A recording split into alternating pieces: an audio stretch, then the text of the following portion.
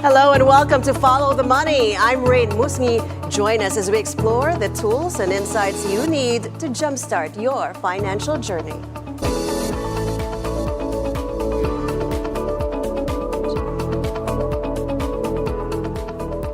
India's governing Bharatiya Janata Party left it to the law to handle the Adani Group following a U.S. indictment of billionaire Gautam Adani.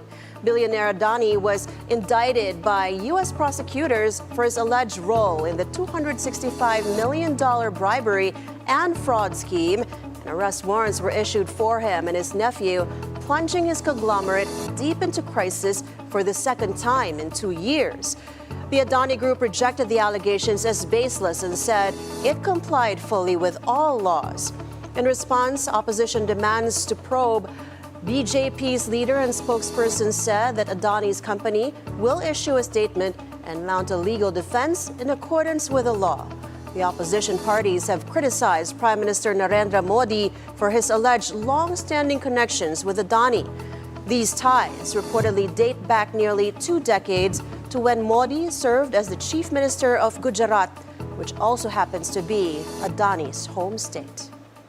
हम लोगों का स्पष्ट मानना है जहां तक कंपनी और कंपनी का केस का विषय है. We at the BJP have a clear stance that as far as the company and its indictment is concerned, they will release their statement and will defend themselves. The law will take its own course. The 4 states that are mentioned in the U.S. indictment were neither ruled by our chief ministers nor the governments in the states were supported by us. The governments were led by the Congress and their allies. Kenya's president has announced the cancellation of 2 major infrastructure deals with India's Adani Group after news of the prosecutors' charges against Adani. The airport and power deals in Kenya are worth $2.6 billion. Shares and bonds of Adani firms tumbled Thursday, and Adani Green Energy, the company at the center of the allegations, also canceled a $600 million bond sale. Plunging his conglomerate deep into crisis for the second time in 2 years, multiple counts of fraud, which U.S. authorities say involved a firm that was listed in New York and affected American investors, were leveled against Adani, who is one of the world's richest people, along with 7 other defendants. Adani Enterprises, the group's flagship company, sank 22%, while Adani Ports lost 20%. They were the top drags on the Nifty, which closed almost 0.8% lower. The other group stocks tumbled between 8.5% to 20%, with the group companies losing about $22 billion in combined market value in early trade. The Sensex also fell 0.6%. Arrest warrants have been issued in the U.S. for Adani and his nephew Sagar, and prosecutors plan to hand those warrants to foreign law enforcement. Court records show Adani Group plans to seek all possible legal recourse to address the charges. So we have seen the markets have reacted, and all Adani shares are almost 20-25% down, still down. So now it seems to be some serious issue. So once the clarity will come, again the group shares will bounce back. Sri Lanka expects the International Monetary Fund to announce a staff-level agreement on its 3rd review of the country's bailout program on Friday. President Anura Kumara Dissanayake told the first sitting of the new parliament once IMF Executive Board approval is given, further tranche of about $337 million in funds is expected to be released to Sri Lanka. Dissanayake also outlined plans to complete a $12.5 billion debt restructuring with bondholders in December. Sri Lanka will then enter into individual agreements with bilateral creditors, including Japan, China, and India, needed to complete a $10 billion debt restructuring. A delegation from the International Monetary Fund is in Colombo for the 3rd review of its $2.9 billion program. The IMF said later in a press briefing in Washington that the team in Colombo was expected to wrap up the mission and hold a press conference on November 23rd without giving details about any findings. Overseas, Amazon may soon be under the microscope of EU regulators as it blocks enforcement of its Digital Markets Act ramps up. Reuters reports an investigation could be launched into whether Amazon unfairly favors its private label products over third-party sellers on its marketplace. The Digital Markets Act, enacted last year, prohibits anti-competitive practices by tech giants. If found guilty, Amazon could face penalties of up to 10% of its global revenue, a figure that could reach billions. Amazon has denied any wrongdoing, asserting its compliance with EU rules. Bitcoin breached the $99,000 level for the first time Thursday as investors continued pricing in a second Donald Trump presidency. The price of the flagship cryptocurrency was last higher by more than 4% at $98,200, according to Coinmetrics. Earlier, it rose as high as $99,046. Bitcoin has been regularly hitting fresh records this month on hopes that Trump will usher in a golden age of crypto, which would include more supportive regulation for the industry and a potential national strategic Bitcoin reserve or stockpile. This most recent move was triggered by a spike in funding rates and open interest on the futures market during Asia trading. Gary Gensler, chair of the U.S. Securities and Exchange Commission, has announced his resignation, marking the end of a contentious tenure. Known for his aggressive crackdown on cryptocurrencies, Gensler spearheaded lawsuits against major platforms, including Binance and Coinbase. Critics argue his actions stifled innovation, while supporters praise his focus on investor protection. Gensler cited personal reasons for his departure and will step down at the end of the year.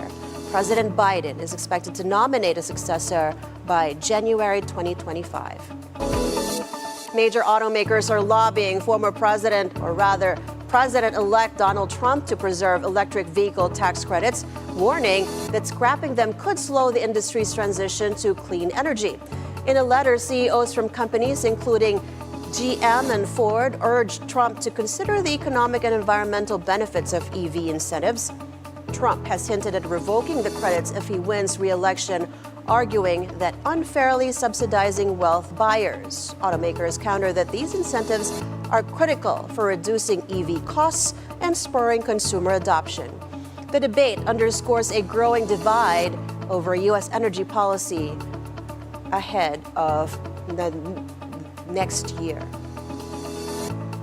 Swedish battery maker Northvolt has filed for Chapter 11 bankruptcy in the United States, citing unsustainable debt as it navigates a cash crunch.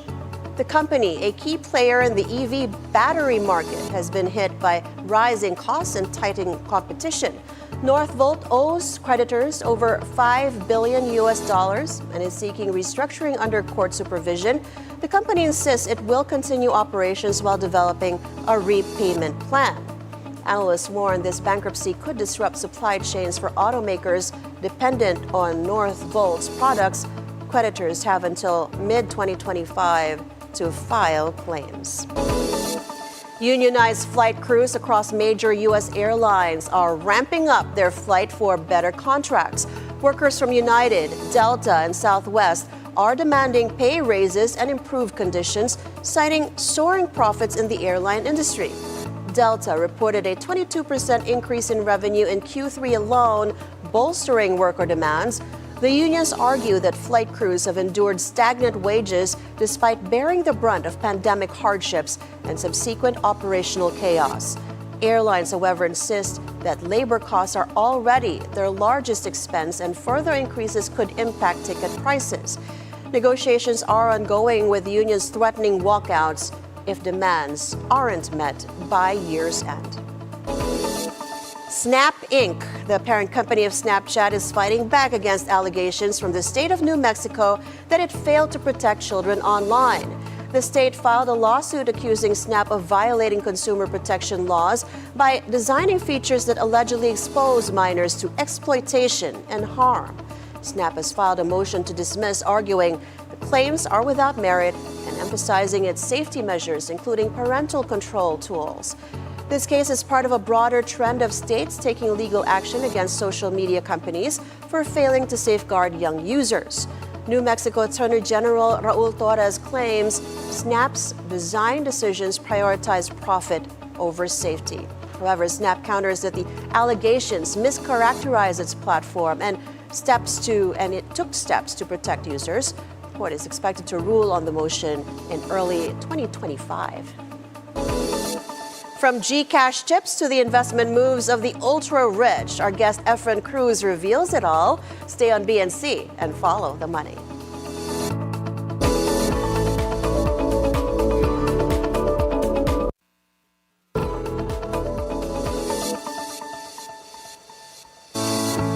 Personal finance has taken center stage for Filipinos, navigating economic shifts with inflation, investment trends, and digital financial services creating opportunities and challenges.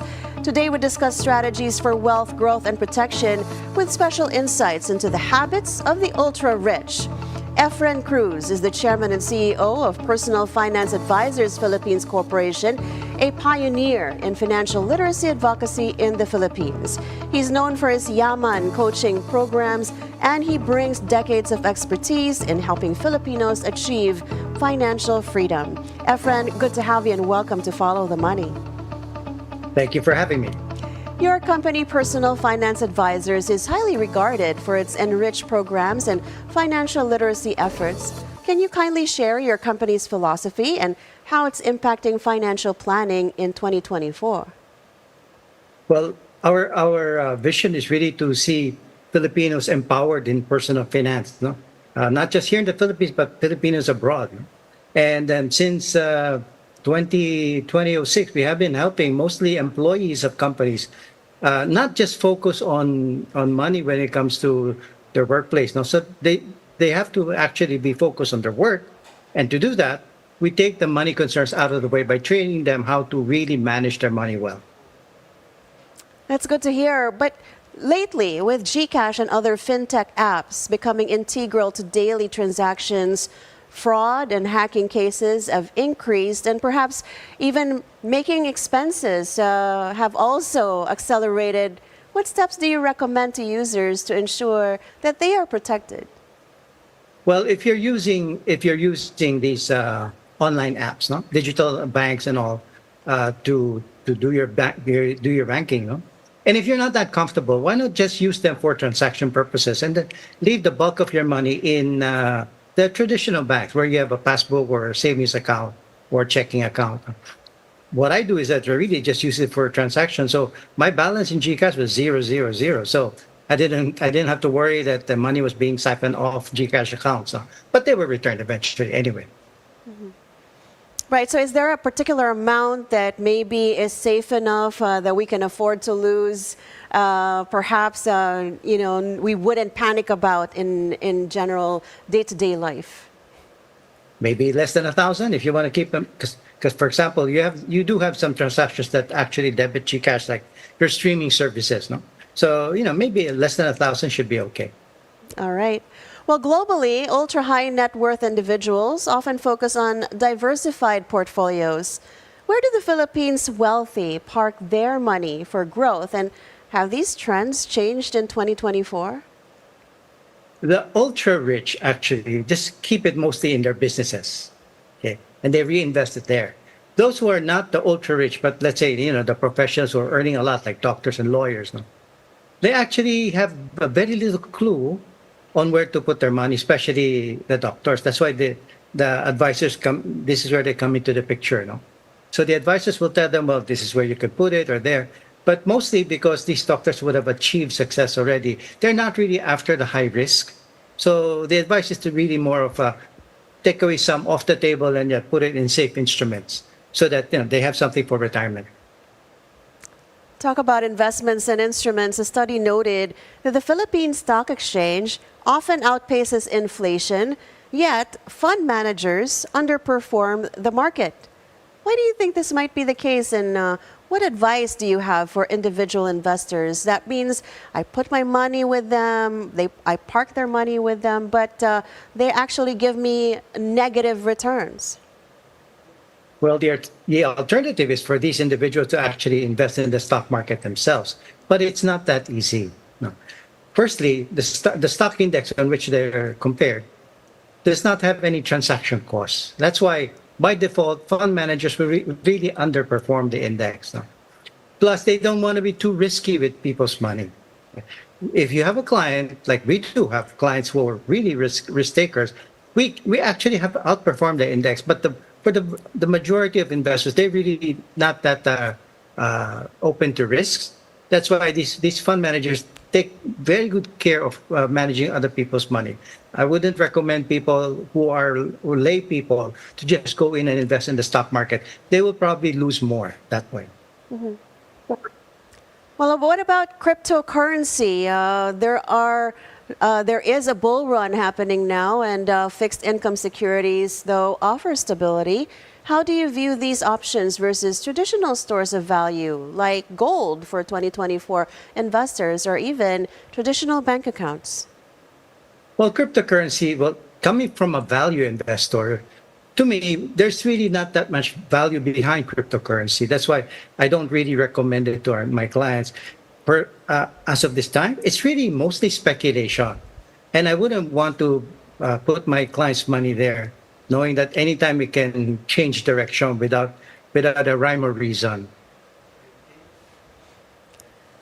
All right, still on investments, you have properties. Do you ever encounter any property distress? What would be your advice for managing assets effectively during tough times? Okay. People have to realize that if they put money in property, as well as stocks, it's like putting money in bonds. No? So if you put money in property, there are two ways to make money: the appreciation of the property value, and also if you rent it out. Okay. So if you probably bought a condo and you're renting it out as Airbnb, but the prices have not gone up that much, or maybe even gone down, don't worry, because you still have income coming. For as long as you hold it up for a long period of time, you will have income coming, and maybe you can time it in such a way that you sell it eventually when the market is good. All right. With economic pressures mounting, some property owners face distress. Are there steps you would recommend to clients to prevent or manage such situations effectively? Right now, we have a lot of properties that are not moving, or people are not able to sell, or are not appreciating as fast as they wish. Well, it's very hard to move the market itself. No? So I would advise them to just be patient, hold on to what they have. Maybe do a little bit of improvement if they can to make it more attractive. Rent it out first. Don't go for the big bucks of flipping it right away. No? Make the most out of it. If it's not being occupied, get it occupied. That's a better solution. No? Don't panic. Good times will come. You have a column, a delightful column with one broadsheet. Reports highlight that aggressive debt collection practices in the Philippines is one of the topics that you actually discussed.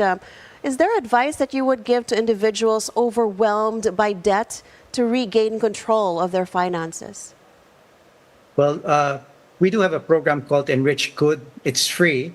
Good stands for getting out of debt. And the basic strategy is to really tell your collectors, if you are in trouble with your cash flow, just be honest, be sincere with them and tell them you can't really make the payments. No, you can actually negotiate. Now, they will, of course, say no right away. Okay. Just be patient and be persistent and keep on sending those letters, letters that actually are sent by courier, because those letters that are physical letters, no, they will serve as your evidence that you're not running away, and that will help you later on if ever they file a case against you. But with all of the people we've helped, most of them got actually big discounts, at least 50% from their creditors when they're really past due already. On another topic, the PERA Act remains underutilized, yet it could be a game changer for retirement savings. How do you propose making this and other retirement options more accessible? Well, the thing with PERA is that people don't know about it. I keep on talking about it in our seminars with employees. It's like they're so wide-eyed. It's like it's the first time they've heard of it. So there really needs to be more of education of the public on how PERA can actually benefit them. One of the biggest is really the tax credit, no? That you can get a tax credit for just contributing. Imagine just contributing towards your retirement. Wow, that's a big benefit. And of course, all of your investments will be tax exempt. So that should be a priority of the government. keep people more interested or aware about what pera is really.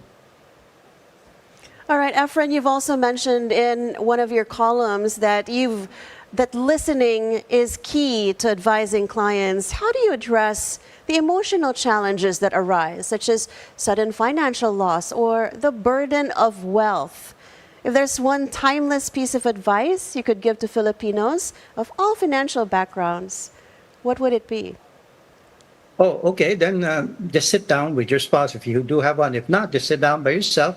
Just take stock of how you're really budgeting your money. No, and don't include debt first. Just take stock of what it is. No, we actually have a calculator. If they're interested, we can share it with them.